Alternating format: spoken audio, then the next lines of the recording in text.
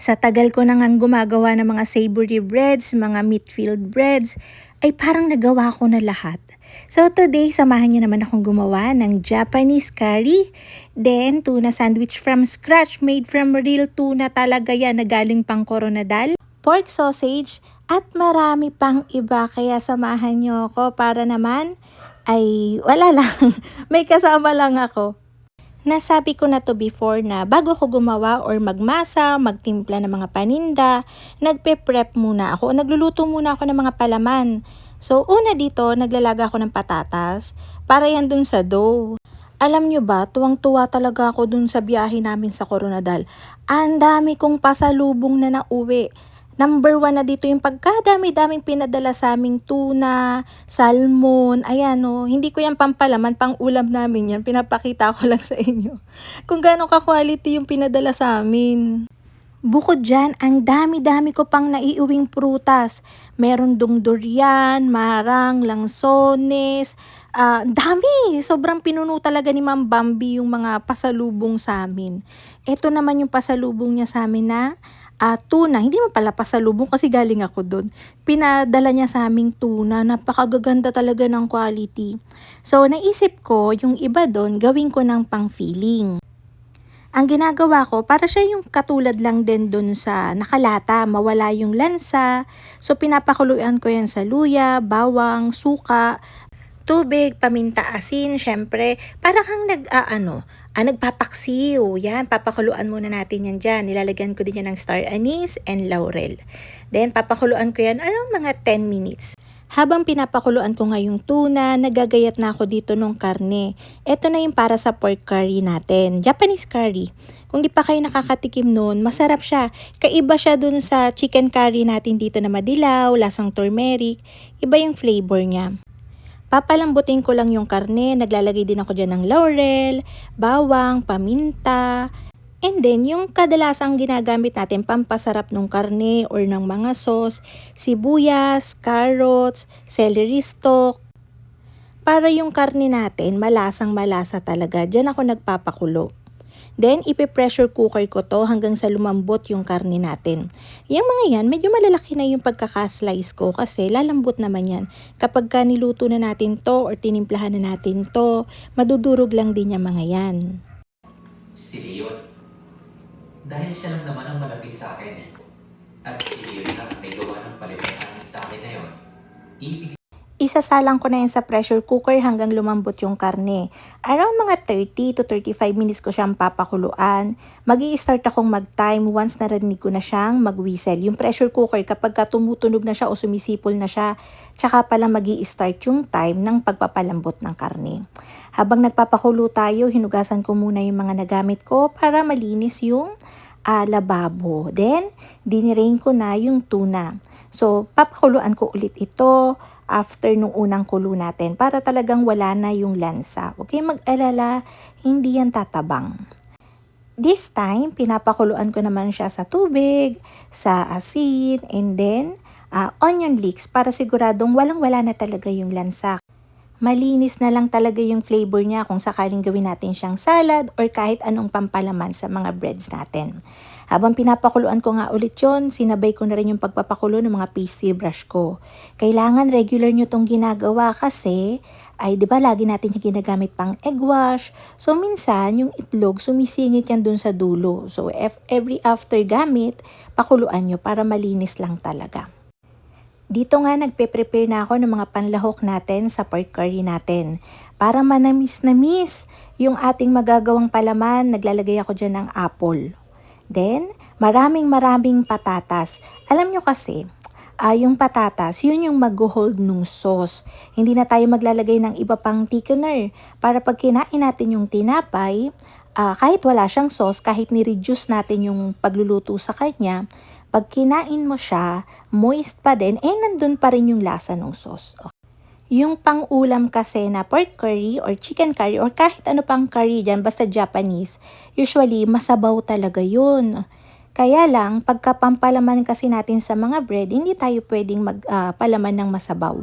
kasi ay mahihirapan tayong mag-seal and prone siya na tumagas. So, ginagawa ko lagi, nire-reduce ko yung sauce and kapag kailangan na ganun nga, moist yung palaman natin, tsaka tayo mag-a-add ng mga patatas. Kasi yun yung mag-a-absorb nung sauce and, nga, para malasa. Ano ba yun? Ba't explain ako ng explain? Japanese curry, sweet talaga siya. So, ang pampatamis nila doon, apple or kaya peaches, and maraming white onion. So, yan, nagmelt lang ako ng butter, and pagka-melt noon, para hindi siya masunog agad, nilagay ko na yung pagkarami-rami nating sibuyas. Nung nag-caramelize na yung onion, tsaka ako nilagay yung garlic. Then, tsaka ko na i-add yung ating patatas. Yung patatas natin, titigilan ko yung i-saute kapag ka siya ay malambot na.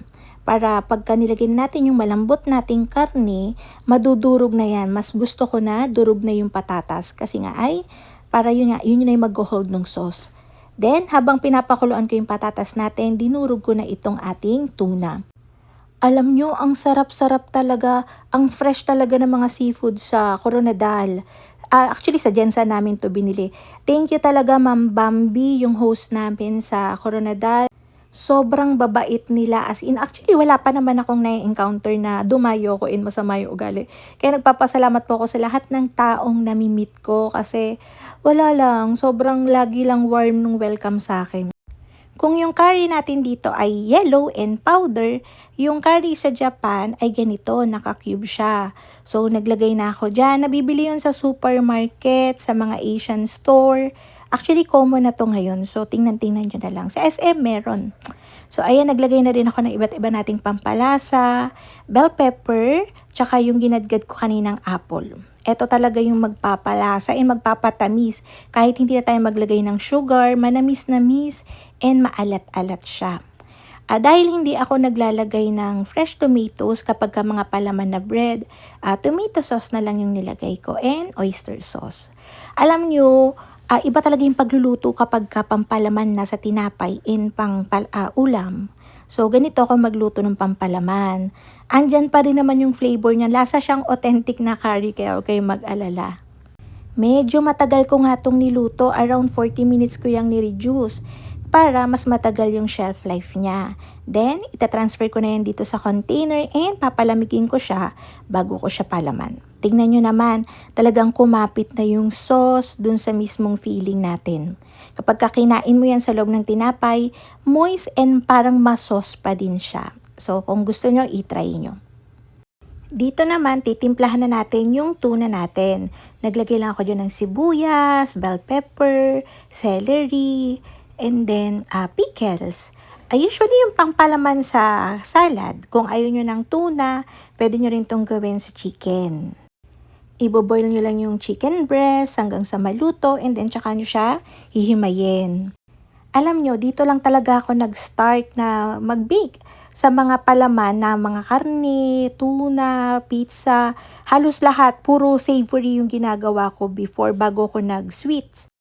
Kasi nga, yung mga customer ko, yung mga regular customer ko, ay mga busy sa trabaho. So, pagka bumili sila ng tinapay, pwede na yun yung lunch nila.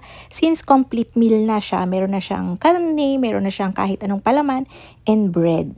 Mayonnaise na ginagamit ko dyan is homemade din. Actually, nag-e-enjoy ako. Alam nyo ba? Nag-e-enjoy talaga ako laging gawin lahat from scratch. Kung mapapansin nyo lang din naman, halos karamihan ng ginagawa ko from scratch talaga, from sauces, lahat. Kasi, ang kaibahan kasi nun, kung bibili ka ng mga pre-mix or pre-made, may sarili kang lasa, nakokontrol mo kung ano yung gusto mo, mas napapasarap mo siya. Kaya yun, pagka tinikman siya ng customer, unique yung malalasahan nila. Dun lang nila sa'yo natikman. So, dito nga gumagawa ko ng pang sausage ko. Wala tong balat. Talagang feeling lang siya na karne. So, nilalagay ko to sa puff pastry or kaya sa empanada.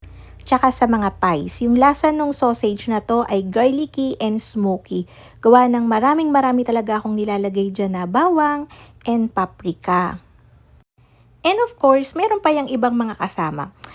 Sinasarapan ko talaga yung mga palaman na to kasi alam nyo, Natutuwa kasi ako once na may bumabati sa akin na, "Uy, ikaw pala yung may-ari nito, ang sarap-sarap ng mga tinapay mo." Wala lang, parang alam mo yun, nagpe-pay off lahat ng pagod, lahat ng pag-a-R&D, lahat. Parang, uy, worth it pala yun kasi nasarapan yung mga kumain. Idediretso ko yung paggagawa nito. So, ifi-film ko din para makita nyo din yung mga finished product na mga ginawa nating palaman. Alam ko mukhang pagod na ang itsura ko dyan. And pagod na pagod naman talaga ako. Usually, nakakapagod sa akin yung biyahe. Hindi naman ako people pleaser, kaya yes lang ako ng yes sa mga nag-i-invite. Actually, sinasala ako lang. Kaya lang yun nga, dahil nakikisama tayo and maganda yung pakikisama sa atin, umu-oo ko sa ilan. Pero siguro mga ilang buwan, titigil muna ako dahil sobrang napapagod na ako. So yun lang, thank you, bye-bye. Abangan niyo yung mga susunod.